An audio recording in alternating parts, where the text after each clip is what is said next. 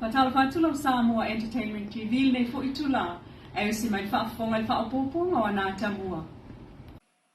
Al tatou tala toi Tuli loa, o le whaosa leo lea na latu avane ai Samuelu le au malon to lua le sfarailo le paso tolua i loka, e tali tonu le tamaita ia onga le University a Wawa Samoa, Lise Marie Schmidt, e le itupu fua. Na ia sauno o se awala le lehi ai o se awanoa au mai le tuai fina wai le amio tonu, po o aina mali waitu au malitina o se tama onga fo le University a Samoa. O me Schmidt o loa onga i le whainga o susu e ngai so tanga i mata upu wha atu stala, ma le wha asala lau le University a Wawa Samoa. Peitai, na ta ol tatou wha atalanoanga wata tala mai ia i tua, i le asonga fua na te anei lalo tu unga e au fiai, le tau mamao mai a Samuelu le au malon to lua stivai. O le to lua le na maua whaatasi atu la to leo le ofisa o la to lua ia le sfrei le taluai. O ia sa adwane lava i le ofisa o leo i lana ta amale. Sa ia o fua atu lana fsosani i leo maafuai o nanu le ofisa o leo lana ta amale peitai. Muli ane o tau fia ia leo lana ta amale malana telefonia o mai nei. Ai abatuia i tanu malala mo po e tolu. Ma mafuta atu ai isi fo i tamaitai o lo tau fia ai lalo le vainga a leo. Peitai o su e ngā leo o lo whaia pea e so o tanga umalava i le maliu lilo tu au maltino na tuua ia ia Samuelu le whaipule o whaleata ai mao nane ai ilunga matua ingo isi whaipule o mauta e au fia i mal whaipule o tu malo. O a unga o le naso e suenga o whaase e se minister o leo ma le mta upulea o nai a inga i le whaipule o tuua ia e Samuelu ma wha malolo ai isi leo e tu alua. Ai leo mawhailava o na maua i leo a Samoa ni moli mau e moli ai se aveta vale na maliwai tu au e ui i na fola le komisina lua olua tasi i le iai o se whaipule po maa salomia ma toe molo aua le na fulanga ai tausanga mulmuliane toe fo i leo i le aingo tu au i vaitele ma tau iai ua le aini wha maunga sa whaia mua ina ia toe whaiane nisi wha amtalanga e o mai nei wa mata ona whaanga o yoi le tangi Samuelu ma le ainga o tu au tawala i la to loia whaulu atu le whaamasnonga. Sa noa Ms. Schmidt o whai fo ilana loia o le aso lua se fulo le masina le leo Februari e wala awai la to le whaamsnonga whaaitu malo. Ai o mai le pōna pō tato talafo o ta ua le komsina o le mtanga ruinga o leo o lo o loka pea i tanu malala Samuelu malona to lua. O fetau ile tofia to le whaulu po le ofisa sili o le whaalapo pitonga soka Samoa, le fionga ngan mo le mana Rona Lee. Ma le tapena ai o Samoa e tali malo le sa ilia se au soka tama ita i el Pasifika, ita longa olimpeka bo le Women's Olympic Football Tournament Oceania Qualifier, le e whaia mai i Samoa, ile aso fetu, ile aso sfuluiva le masina le nei. E valu au mai moto le Pasifika e au ai mai.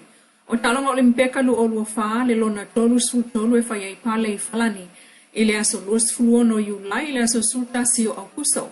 Peta e tolu tausangol kon kalate CEO po le ofisa silio le football a Samoa, le wato fia ia ile fiungangal malmana. O ia ta ia to mai maanga wa wha apito e wha amalia ile wha ngao yoi mapulea le wha la papitonga soka Samoa. Ulo ia umia le Master of Education in Sustainable Development, Bachelor of Business in Marketing and Management, mona to mai masani taimina ngalue ai New Zealand, Japani, ma Samoa. Le ngalue nei le ofisa soka a Samoa, mo le whaawa wina o le tupu peo le fo ita alonga le tunu, ai o avanoa mo whanau le ati nae o ta alonga. E se mai le silia le 5 se launo fotane a Samoa lo whaawa upeala to pisinisi mai le porkalame whaaoa, a le Samoa Victim Support Group po le SVSG, leisi fo i wha opoponga lewa atofa iai le tolu wa yaso. O le la sanga fau leo lo wha atupe e le United Nations Economic and Social Commission for Asia o ESCAP. O le whamtalanga wha alawa i tele mai le SVSG e silia le tolu se fulu no fotane talavou. Wo o tu iai wha manuyanga o to mai e wha tinoi pisini se tua iai o lato ainga. E wha opopo le lua se fulu mai sa le longa. Isa vai ma le vanu se fulu i polu. O le se tio ngā ruenga whaatino po le quality o loa le noftane, leo lo o tuli loa e le o onga o lo o whaia nei. O le marketina o loa ma awala whaalawi loa ai, ia mana o mia ma fia whaatawai e tangata. O le o ina i le pulea le lei o la tupe maua, ia mawhai ona whaawa wai pēa le alanga o ailon ainga. Whaftai a fwele prestene o le SVSG sili niu le na jang le sao le Samoa Commercial Bank i le whaatalanoanga o awala e siiti ai le pisinisi. I se isi mawalunga e pei o le whaatumuina lea o le talo sanga e mawhai ai na fsoso niane le faltupe o le Samoa Commercial Bank e pisinisi la iti. O le aunga o le neino futane o le siitia o le soifua i tutonu a ainga i tūlanga tau te mau ainga ai o se awala i whaaiti ai sa wanga. O lo tu mau pēa le tau o le wila mo maota o ainga i Samoa vanga na ipi sinisi maisi maota e le o ni whalo ni ainga e pe o whale a onga. O le tau o lo o iai mo maota o ainga talu mai Novema mua lo olua tasi e 5 lua sene i le tasi i le 5 unite ai ono tolu sene pe a 5 tasi masili atu le awha i unite wha o ngā le wila. Ai mo maota e le o ni whale o ni ainga pe o pisinisi sa ono tolu sene le unite.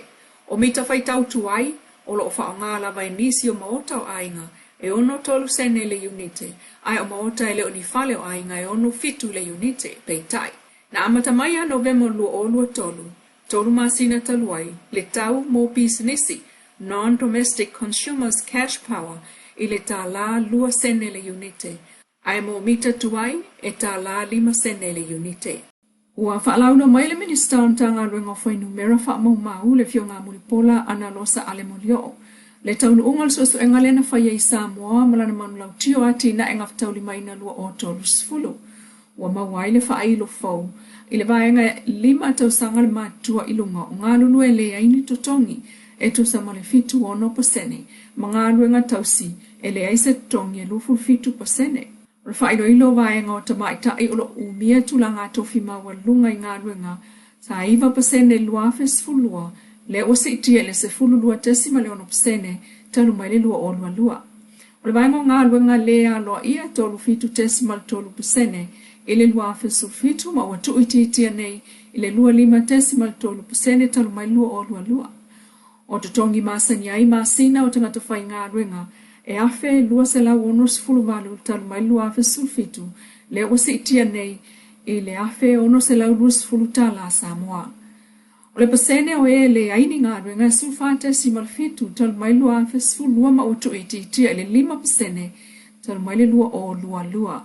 O le vaenga tupulanga e le oa o ngā pe whai ngā ruenga na le tolu 5% lua o sfulu ma otu itia nei le tolu se fulu tesi ma le tasi pasene talu mai le lua afe lua.